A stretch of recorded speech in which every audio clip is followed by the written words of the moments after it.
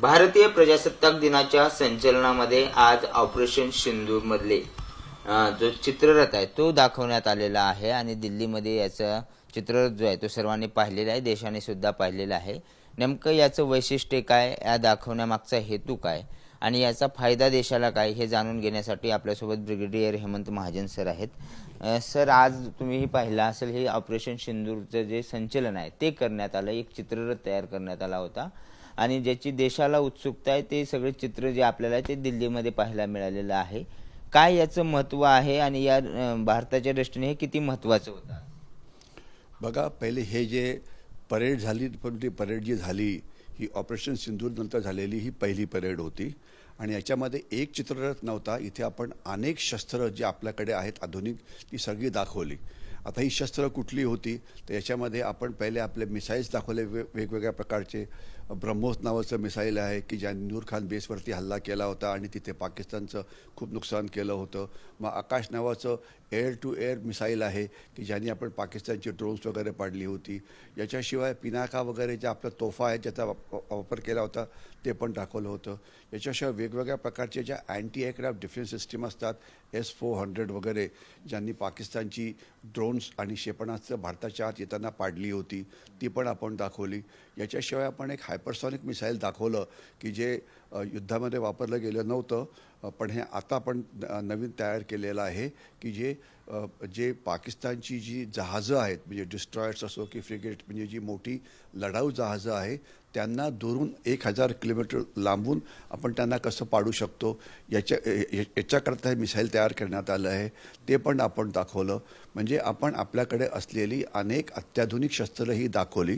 तर शस्त्र दाखवली हा एक भाग होता, पण शस्त्र नुसतं दाखवून युद्ध लढलं जात नाही। शस्त्रापेक्षा शस्त्र चालवणारा माणूस हा जास्त महत्त्वाचा असतो, म्हणजे सैनिक आणि सैनिकी अधिकारी। तर दोन मोठ्या गोष्टी दाखवण्यात आल्या, एक तर आहे भैरव बटालियन्स आणि दुसरं आहे रुद्र ब्रिगेड की जी ऑपरेशन सिंदूर नंतर अशा प्रकारची रचना ही तयार करण्यात आलेली आहे। थोडक्यात ही काय आहे तर भैरव बटालियन म्हणजे आपल्याला टेहाळणी करणाऱ्या बटालियन्स पाहिजे की जे शत्रूवरती लक्ष ठेवतात। मग हे लक्ष ड्रोन्सच्या मदतीने असू शकतं, हे लक्ष सॅटेलाईटच्या मदतीने असू शकतं, हे लक्ष हेलिकॉप्टरच्या मदतीने असू शकतं, हे लक्ष तुमच्याकडे असलेल्या मोठ्या मोठ्या दुर्बिणी किंवा रडार्स वगैरे असतात याच्या मदतीने असू शकतं, हे लक्ष ड्रोन्सच्या मदतीने पण असू शकतं। तर वेगवेगळ्या माध्यमातून आपण शत्रूवरती लक्ष ठेवतो, जी माहिती मिळते ती एकत्र करतो आणि नेमकं कुठल्या टार्गेटवरती फायर करायचा हे ठरवतो आणि याचं विश्लेषण करून 400 टार्गेट आहेत त्याच्यातलं कुठल्या टार्गेटवरती कुठलं शस्त्र वापरायचं। एक टार्गेट 50 किलोमीटरवरती आहे, एक 100वरती आहे, एक 150वरती आहे, तर कुठे नेमकं कुठलं शस्त्र वापरायचं। कारण शस्त्र वापरण्यामध्ये तत्त्व काय असतं की जर शत्रूचं जर ड्रोन आपल्याला पाडायचं असेल आणि ते आपल्याला दिसतं आहे तर ड्रोनची किंमत किती 5 कोटी 10 कोटी 15 कोटी आणि त्याला जर आपण आकाश मिसाईलनी पाडलं त्याची किंमत 100 कोटी असते तर हे काय फार हुशारीचं लक्षण नाही आहे। तर आपण त्याला कमी किमतीच्या अँटी एअरक्राफ्ट डिफेन्स सिस्टमने त्याला पाडलं पाहिजे, तर हे निर्णय घेतला जातो। तर हे सगळं भैरव बटालियन्स म्हणजे थोडक्यात शत्रूविषयी माहिती काढणाऱ्या बटालियन्सचं हे दाखवण्यात आलं आणि वेगवेगळ्या प्रकारचं जे तंत्रज्ञान जे वापरतात ते दाखवण्यात आलं। आणि यामध्ये आपण जर बघितलं असेल तर नुसती तंत्रज्ञानच नाही तर आपण काही भारतीय सैन्याकडे असलेली काही जे जनावरं शब्द बरोबर वाटत नाही पण ट्रॅकर डॉग्स म्हणजे त्यांचे जे स्निफर डॉग्स असतात ते दाखवण्यात आले।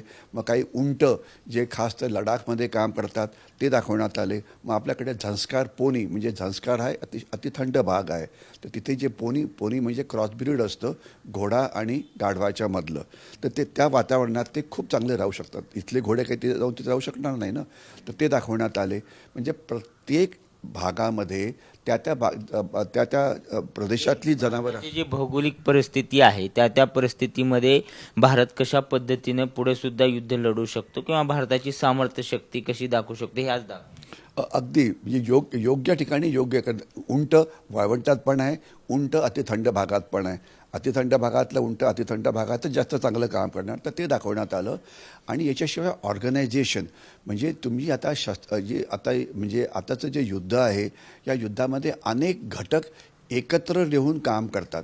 म्हणून आता ही जी रुद्रा ब्रिगेड बनली आहे तर त्याच्यामध्ये नेमकं वैशिष्ट्य काय आहे, तर त्याच्यामध्ये म्हणजे इन्फंट्री म्हणजे पायदळ आहे, ज्याच्यामध्ये मी होतो. याच्याशिवाय त्यांना ड्रोन्स लागतात, तर ड्रोन्स पण तिथेच आहेत. याच्याशिवाय त्यांना गुप्तहेर माहिती लागते, म्हणजे इंटेलिजन्स डिपार्टमेंट असतं ते पण त्याच्यामध्ये आहे. त्यांना रडार्स लागतात, म्हणजे एअर डिफेन्स लागतो, तो पण त्याच्यामध्येच आहे.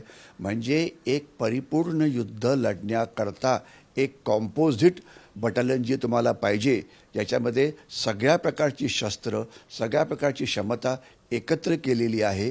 ज्याच्यामुळे ही बटालियन कुठल्याही प्रकारच्या युद्धभूमीवरती कधीही पटकन काम करू शकते. तर ही सगळी क्षमता एका बटालियनने तयार आणण्यात आणलेली आहे आणि त्याची जी ब्रिगेड झालेली आहे त्याचं नाव रुद्र ब्रिगेड असं ठेवण्यात आलेलं आहे. आणि रुद्र ब्रिगेड ही वाळवंटातली अलग आहे.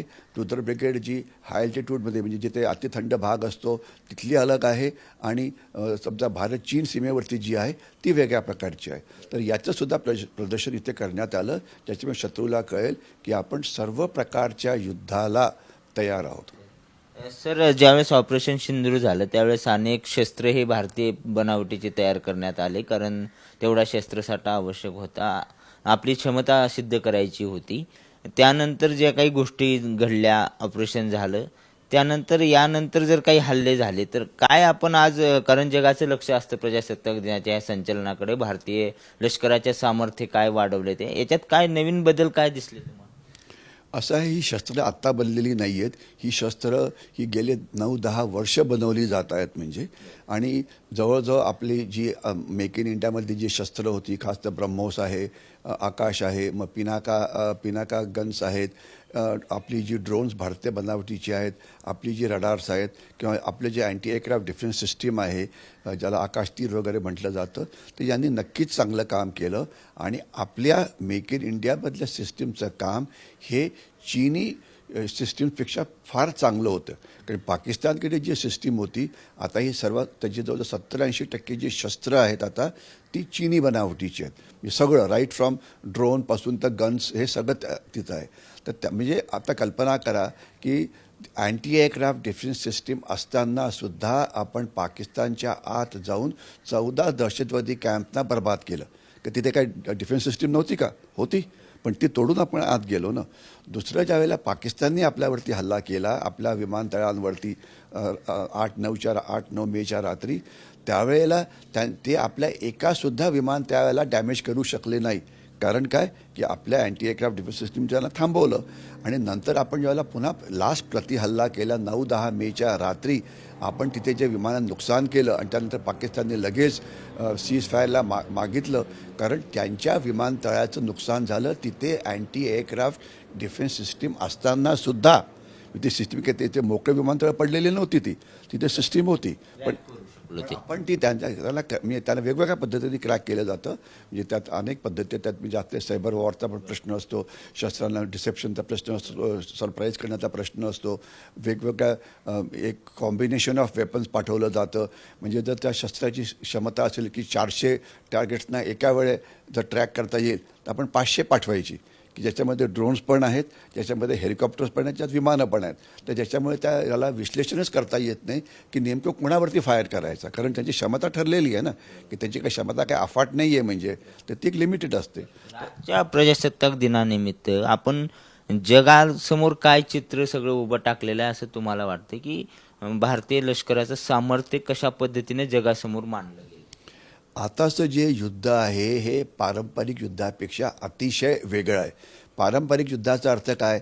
1947-48चं युद्ध, किंवा 1971चं युद्ध, किंवा कारगिल युद्ध, याच्यामध्ये पारंपरिक शस्त्र वापरली गेली आणि ती मीडियामध्ये आपण त्याला चांगल्या पद्धतीने कव्हर केलेलं आहे.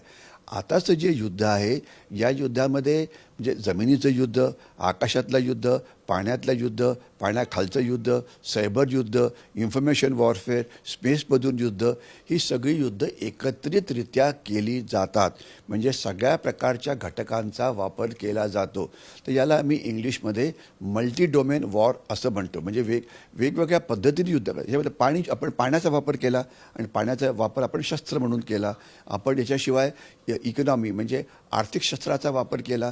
पाकिस्तानशी होणारा व्यापार थांबवून, ज्याच्यामुळे त्यांची महागाई भयंकर वाढली, कारण 5,000 कोटी रुपयाचे जर तुम्ही कांदे बटाटे थांबवले जे पाकिस्तानमध्ये बनत नाहीत ते, तर त्यांना किती हे त्यांना जवळ तुम्ही पाकिस्तानचा नकाशा बघितला तर त्याच्या जवळ कांदे बटाटे किंवा भाजीपाला आणण्याकरता कुठला देशच नाही आहे. म्हणजे सर्वात जवळ भारतच आहे, पुढे सगळं वाळवंटच पडलेलं आहे, तिथे कुठलं काय होतं. तर म्हणजे आपण वेगवेगळ्या शस्त्रांच्या वेगवेगळ्या आयामांचा वापर करून हे युद्ध पाकिस्तानच्या विरोधात आपण केलं होतं, जे जिंकलो आपण. परंतु याच्यापुढे अजून वेगळे आयामसुद्धा वापरले जाऊ शकतात. ठीक आहे ना. तर अशा प्रकारच्या सध्या घडणाऱ्या परिस्थितीमध्ये आणि याच्या पुढे कुठलीही पद्धती आली तर ह्या सगळ्यांकरता आपण तयार राहायला पाहिजे. तर आपण याकरता तयार आहोत असा संदेश दिला. कारण काही काही प्रश्न विचारला जातो, ऑपरेशन सिंदूर तर संपलं नाही. मी याच्यावरती पुस्तक लिहिलेलं आहे. ऑपरेशन सिंदूर हे नुसतं पाकिस्तानच्याच विरोधात नाही, कृपया नीट ऐका, हे पाकिस्तानला मदत करणाऱ्या चीनच्या विरोधात पण आहे, ज्यांची आर्थिक ताकद तुमच्या 3.5 पटींनी जास्त आहे आणि तंत्रज्ञानामध्ये ते तुमच्या 10 वर्ष पुढे आहेत. हे युद्ध पाकिस्तानला मदत करणाऱ्या अनेक इतर राष्ट्रांच्या विरोधात आहे. खास तर सौदी अरेबिया जे पाकिस्तानला भरपूर पैसे देतं, तुर्कस्तान किंवा टर्की जे पाकिस्तानला ड्रोन्स देतात, अझरबैजान वगैरे त्याच्या विरोधात पण आहे. आणि याच्याशिवाय पाकिस्तानचे अनेक हस्तक आज भारतात पसरलेले आहेत, दिल्लीचा बॉम्ब ब्लास्ट असो की काही असो. तर हे युद्ध चालू आहे, सध्यासुद्धा चालू आहे. म्हणजे आपण आत्ता बोलतो आहे, आपल्याला कल्पना पाहिजे, मीडियाने याच्याकडे अजिबात लक्ष दिलं नाही. मला त्यात फार वाईट वाटलं की आता 3 दिवसापूर्वी आपण एक लष्कर-ए तोयबा किंवा जैश ए मोहम्मदचा एक दहशतवादी मारला. त्यामध्ये आपला एक स्पेशल फोर्सेसचे जे हवालदार होते त्यांना वीरगती मिळाली होती. पण त्यांची शूरगाथा, त्यांनी कसं लढलं ते कोणीही त्याच्याविषयी बोललं नाही. दुर्दैव आहे, कारण एकच झालं आणि त्यात आपले 8 मग इतर जवान हे जखमी झाले होते. नशिबाने ते सगळे ठीक आहेत ते.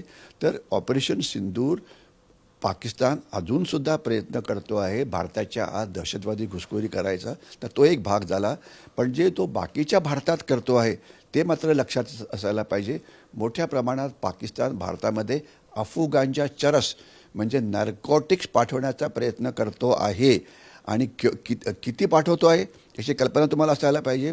मागच्या वर्षी म्हणजे 2025मध्ये 30,000 कोटी रुपयाचं नार्कोटिक्स आपण समुद्रामध्ये जप्त केलं. अरबी समुद्र जो महाराष्ट्राच्या समोर आहे, 790 किलोमीटर आपली समुद्री सीमा आहे, तिथे जप्त केलं.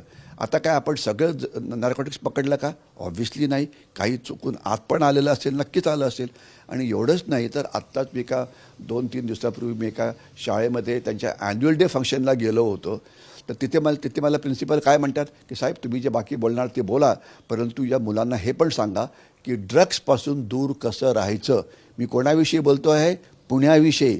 तर पुण्यातल्या प्रिन्सिपलना हे माहिती आहे की त्यांच्या मुलांना काय प्रॉब्लेम होतं. तर त्यांची इच्छा होती की मी ड्रग्सविषयी बोलावं, की ड्रग्स 3-4 पैलू म्हटले की ड्रग्स कुठने येत आहेत, त्याच्यापासून दूर कसं राहायचं. एखाद्या मुलाने जर ड्रग्स खायला सुरुवात केली तर त्याला कसं शोधायचं, त्यांना या मोहापासून कसं दूर ठेवायचं, पेरेंट्सना काय शिकवायचं, शिक्षकांना काय शिकवायचं.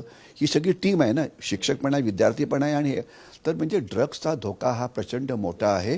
तर या सगळ्या प्रकारच्या बहुआयामी युद्धाकरता आपण जागृत राहायला पाहिजे. आणि आपण आहे, पण ही आव्हानं रोज वेगवेगळी बदली होत राहतील. कारण शत्रूसुद्धा जिवंत आहे बरं का. तो सुद्धा काहीतरी युक्त्या वापरेलच नवीन, की जर आपण एक फील्डमध्ये तयारी केली तर दुसरं काहीतरी तो वापरेल. तर सगळ्याकरता आपल्याला तयार राहावं लागेल.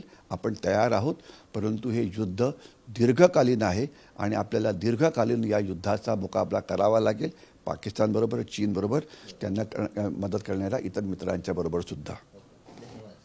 तर आपण पाहतोय की ऑपरेशन सिंदूरचे जे चित्ररथ आहे ते युद्ध जे आहे ते दीर्घकालीन युद्ध आहे आणि मल्टी डोमेन जे युद्ध सध्या जगभरात पाहायला मिळते, त्या युद्ध करण्यासाठी भारत सुद्धा तेवढ्याच तयारीने सज्ज असल्याचं या सगळ्यातून दिसत असल्याची प्रतिक्रिया हेमंत महाजन सरांनी दिली आहे. व्हिडिओ जर्नलिस्ट निखिल करंदीकरसह बालाजी पोद्दार, पुढारी न्यूज, पुणे.